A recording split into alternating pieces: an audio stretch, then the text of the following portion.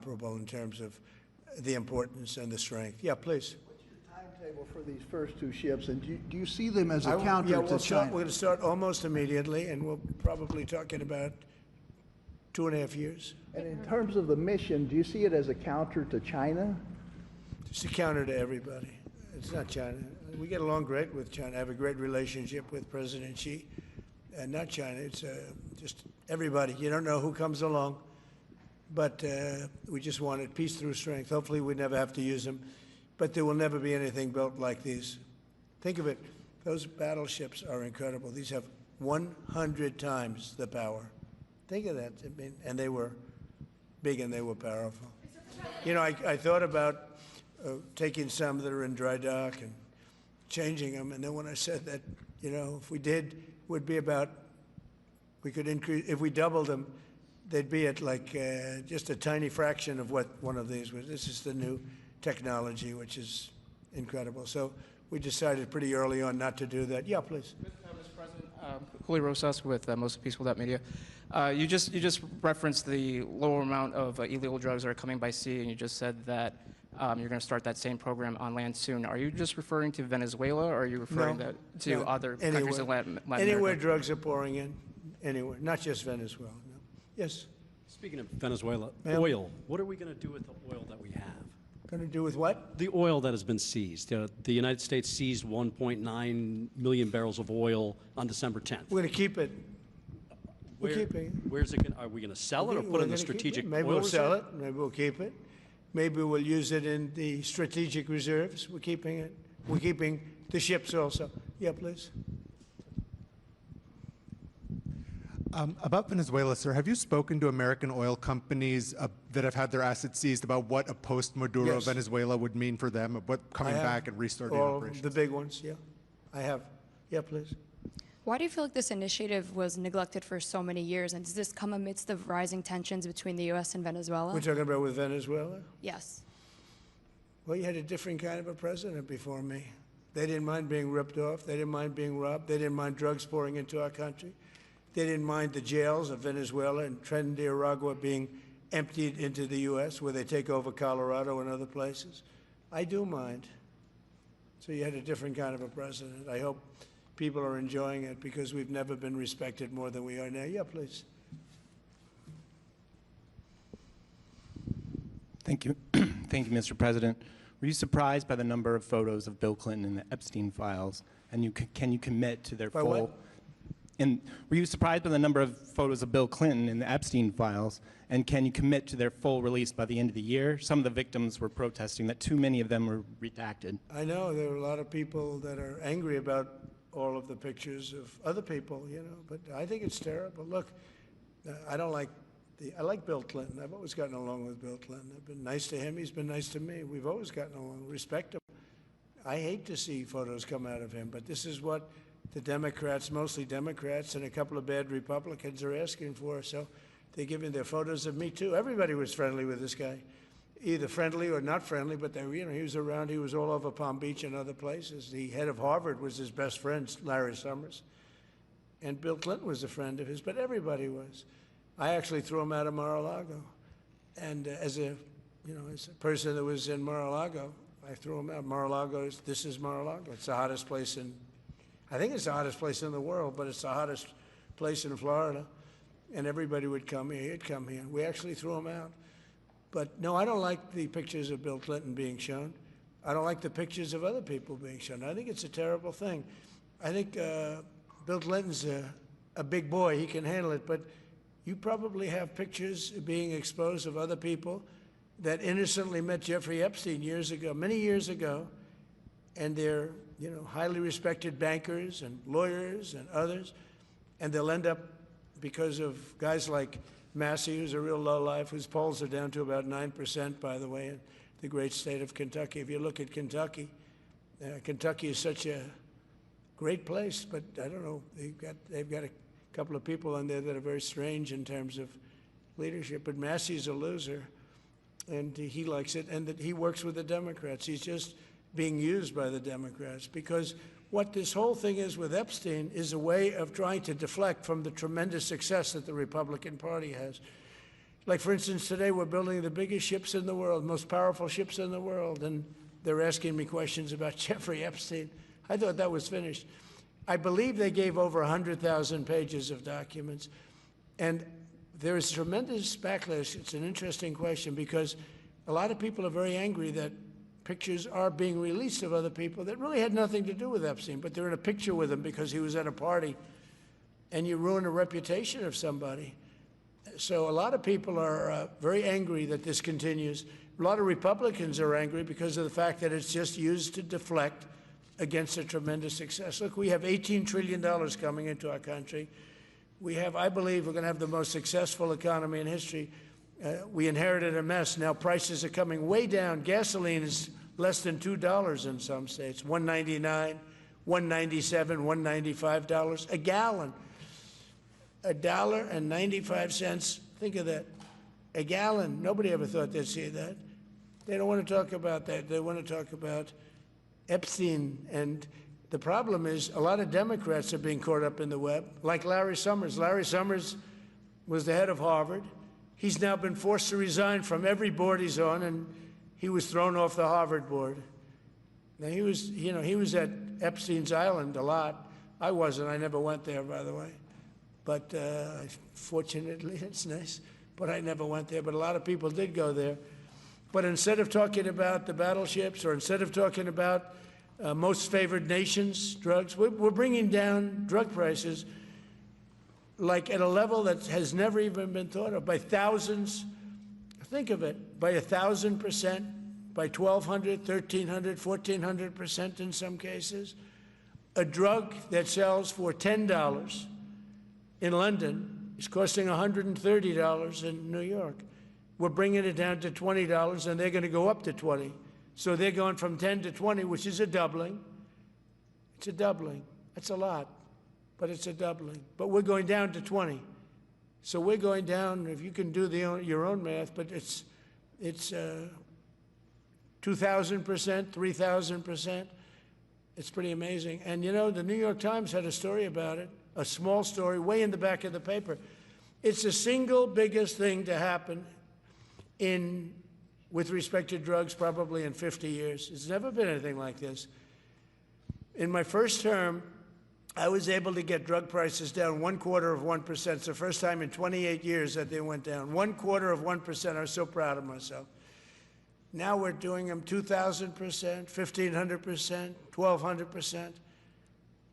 That pill that sold for $130 will now be selling, as an example, for $20, because the rest of the world took advantage of us. Without tariffs, I could have never done it. I called up the heads of the countries. As an example, France, I spoke to a very good man, President Macron of France, and I said, Emmanuel, you have to raise your drug prices. He said, no, no, no, we will not do that. I said, you have to. He said, no, I don't want to do that. Look, you're asking me if it go to $10 to $20. You're going to come way down to 20. We don't want to do that. Now, in all fairness, no other president even tried. But if they did try, there was actually a fake story in stupid USA Today. I didn't even think they'd make it anymore. I haven't. But I saw a story where Biden was trying to do this. Biden never tried to do it. Biden didn't know he was alive. He never tried to do it. But they're taking it from $10 to 20. So he would say, and the other leader said the same thing. No, no, we won't do it. I said, no, no, you're going to do it 100%. They said, nope, we're not doing it. We're not going to double our price. Because, again, if you go from $10 to $20, they're doubling their price. We're coming down, though, from $130 to $20, because we're going to get the lowest drug prices in the world. Whatever the lowest price is called favored nations. We're going to have the lowest price. So I said, no, no, you're going to. No, no, I will not do this. Politically, it's unacceptable.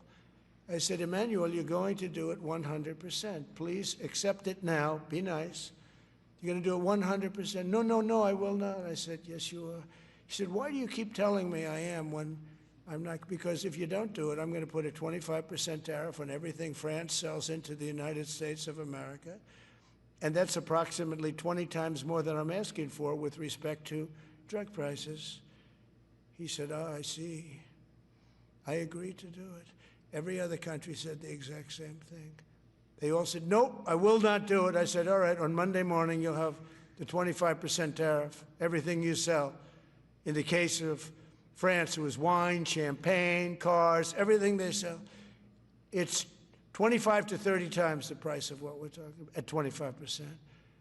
Every single country agreed. And that was the big problem. The drug companies were difficult, but fine, because we have a certain control over the drug companies. We had no control over these foreign nations.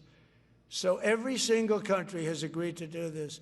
So we will take that pill price down, as an example, talking about not just pills, we're talking about everything. We'll take it down from $130 a pill down to $20 a pill.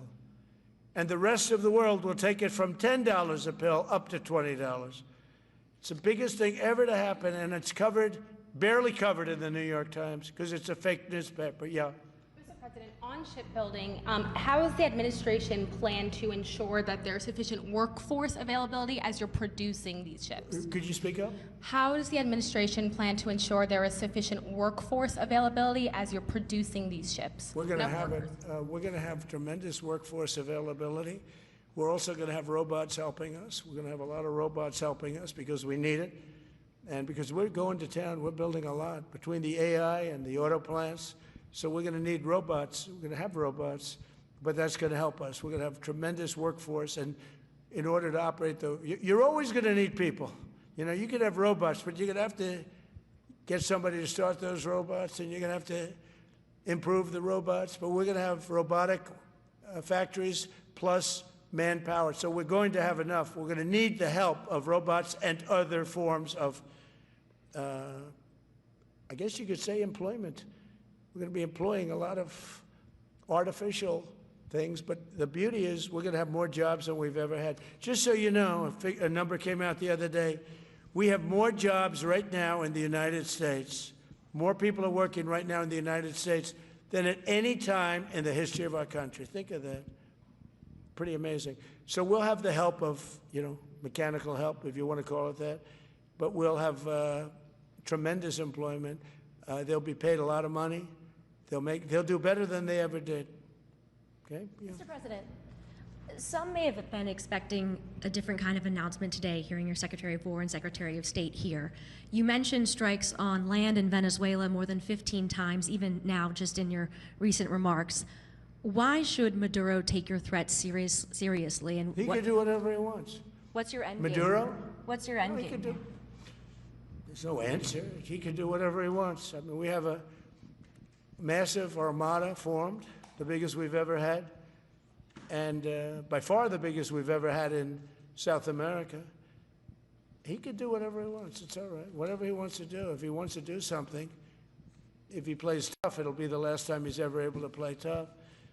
But they sent their prisoners into us. They sent people from jails and prisons. They sent people from mental institutions and insane asylums into the United States, just walked right in because Biden had an open border policy.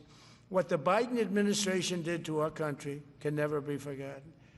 They took in millions and millions, 25 million people over the course of 4 years.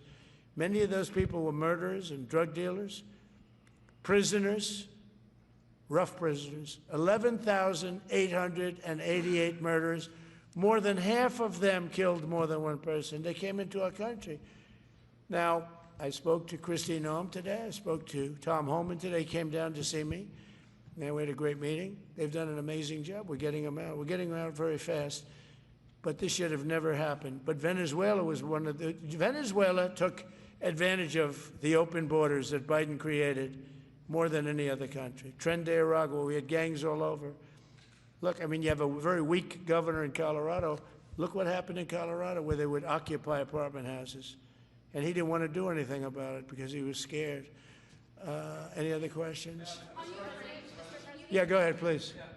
So in response to the United States taking sanctioned oil from Venezuela, Colombian President Gustavo Petro criticized the United States by saying, well, the Southwest is stolen land and that it should be returned to Latin America. I just wanted to know what your response to that is. Well, he has to watch because, you know, he's got drug factories. They make cocaine in Colombia. And he's no friend of the United States. He's very bad guy.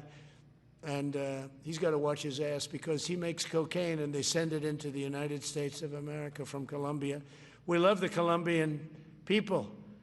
I love the Colombian people. They're great people, energetic, smart, great. But their new leader is a troublemaker, and he better watch it. You better close up those cocaine factories. They have at least 3 major cocaine factories. We know where they are. He better close them up fast, yeah.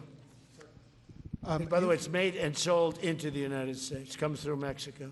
Thank you, sir. You've named Governor Landry to be new special envoy to Greenland. Yeah. How do you, what do you see that role entailing, and is it still your intention that Well, Greenland he called become me, part and of the you know, U.S.? he viewed Louisiana, the Louisiana Purchase. He said, "I'm governor of Louisiana," and he said, "I would love." I didn't call him; he called me. He's very proactive.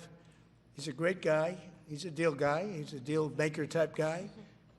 And we need it for national protection. We need Greenland for national protection. They have a very small population. And I don't know, they say Denmark, but Denmark has spent no money. They have no military protection. If they say that Denmark was there 300 years ago or something with a boat, well, we were there with boats too, I'm sure. So we'll have to work it all out. But he felt very strongly, we need it for we need Greenland for national security. Not for minerals. We have so many sites for minerals and oil and everything. We have more oil than any other country in the world. We need Greenland for national security. And if you take a look at Greenland, you look up and down the coast, you have Russian and Chinese ships all over the place. We need it for national security. We have to have it. And he wanted to lead the charge. So we're making him, Marco, today, a special envoy to Greenland. Greenland's a big deal. Yeah. On Ukraine, can you give an update on the talks that took place this past weekend, and could a trilateral discussion of sort be the next step for Ukrainian, U.S., and Russian delegations? So the talks in Ukraine, Russia are going along. They lost, as you know, 27,000 soldiers last month, mostly soldiers, some people, but some people in Kiev, etc., but mostly soldiers. And the talks are going along. And I say that, you know, there's tremendous hatred between these two leaders, between President Putin, President Zelensky, tremendous hatred, and I hope we can get it done. We are talking. Talks are going okay, but, you know, I've solved 8 wars, and Thailand is starting to shape up. You know, they started with Cambodia. They started up again, but I think, Marco, we have that in pretty good shape to have that stopped. So we stopped 8 wars, and I thought this would be in the middle of the pack, but maybe easy, but in the middle of the pack. But there's a lot of hatred between those two people, and when there's hatred, there's, you know. But we stopped one war 38 years, one war 35 years, one war was going on for 32 years. And we stopped, think of it, we stopped a potential nuclear war between Pakistan and India. And the head of Pakistan, highly respected general, he's a field marshal, and also the Prime Minister of Pakistan said, President Trump saved 10 million lives, maybe more, by getting that war. You know, 8 planes were shot down. That war was starting to rage. And he actually said the other day that President Trump saved 10 million lives, maybe more. So we solved all these wars. The only one I haven't solved yet is Russia, Ukraine. Are you still pushing for the Christmas date deadline with Russia and Ukraine? And have you spoken with Putin or Zelensky or plan to push the deal? I'll do whatever I have to do. I mean, I'd like to see it stop. Look, we don't lose any money on that war anymore. You know, Biden gave $350 billion, and who knows what happened to it. We now sell missiles, planes, all of the best military equipment. We sell it to NATO. We got NATO to go from 2% GDP to 5%. Nobody believed that to this day. Nobody's going to write that, but nobody believed it. And they take that money and they pay it to the United States for weapons. So we sell weapons to NATO. We sell full price. We sell weapons to NATO, and NATO takes those weapons and probably distributes them, but gives a lot of them to Ukraine. So we don't lose any money like we did with Biden. He was spending money like a fool. He was a fool. What he did to our country is so horrible. But he gave $350 billion between cash, gave a lot of cash, $350 between cash and weapons. You remember at the beginning of that whole thing, I gave them javelins. Javelins are the anti-tank busters. And President Obama at the time gave them sheets. I gave them javelins. They gave them sheets. But you know, the bottom line, it's time for, I think they're all tired of that war. Everyone's tired of that war. It's got to stop. Yeah, please. The U.S. was in active pursuit of a sanctioned oil tanker yesterday. Are you able to share what became of that tanker? Was the U.S. able to seize No, it? it's moving along, and we'll end up getting it. Yeah, we're actually pursuing it. Can you imagine? Because it came from the wrong location. It came out of Venezuela, and it was sanctioned. Yeah, please. Ultimate goal in Venezuela to force Maduro from power. Well, I think it probably would. I can't tell that. That's up to him, what he wants to do. I think it would be smart for him to do that. But again, we're going to find out. Look, Venezuela did terrible things to the United States. They sent hundreds of thousands of people, millions of people, into our open border. They sent their criminals. They sent their prisoners. They sent their drug dealers. They sent their mentally insane and incompetent people into our country more than any other country. Others did too. The Congo did.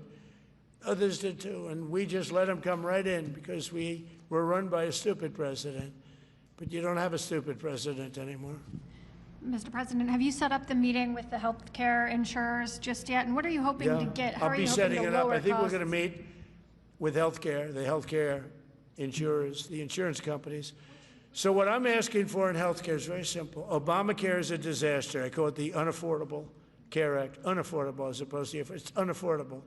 They're going to have a tremendous increase in premiums, which is Obamacare, which is them, the Democrats' fault. They'll try and blame Republicans. It has nothing to do with us. It's the Democrats' fault. What I want to do is we spend hundreds of billions of dollars a year that go to insurance companies. I want that money to go to the people and let the people buy their own health care. And everybody loves it. It's become our issue. Now, before I do that, I'll meet with the insurance companies, just as I met with the drug companies. As you know, we're meeting with 4 other drug companies, Johnson & Johnson, but they've all agreed. We're meeting with them this week. It's coming. It'll be a similar meeting. They've all agreed. But nobody would have thought the drug companies were going to do what they did, where they're giving away free drugs. They've been so great, okay? And we have most favored nations. Nobody thought that was possible. I don't think any other president ever tried to get it because they never thought they could. But with respect to the insurance companies, I want to meet. There's essentially 14 of them, 10 big, but there's a total of 14 pretty much, pretty big. And I want to meet with them, and I want to say, I want you to cut your rates way down, way down. And maybe if they do that, we'll be able to not cut them out. We'll be able to continue to deal with them, which is probably a little easier process. I think the best process is pay the money directly to the people, let them buy their own health care. But I'm going to meet with them the first week back. I do it now, but they're trying to come up with a schedule. They want to meet badly, they've told me, but they want to come up with a schedule. I said, make it a good schedule. Your rates have to come way down. We're also going to meet with other insurance companies because under Biden, the insurance rates have gone through the roof. Auto insurance, home insurance. I mean, insurance companies are making far more than they're entitled to make. So we're going to be doing that. But just in the meantime, we'll be meeting with the insurance companies in the first week, the first few days back in Washington, because they're trying to come up with a proposal that will satisfy me. Thank you very much, everybody. Appreciate it. I hope you're going to enjoy the battleships. They're going to be beautiful. Thank you. And have a great Christmas if I don't speak to you. Thank you very much. Thank you very much.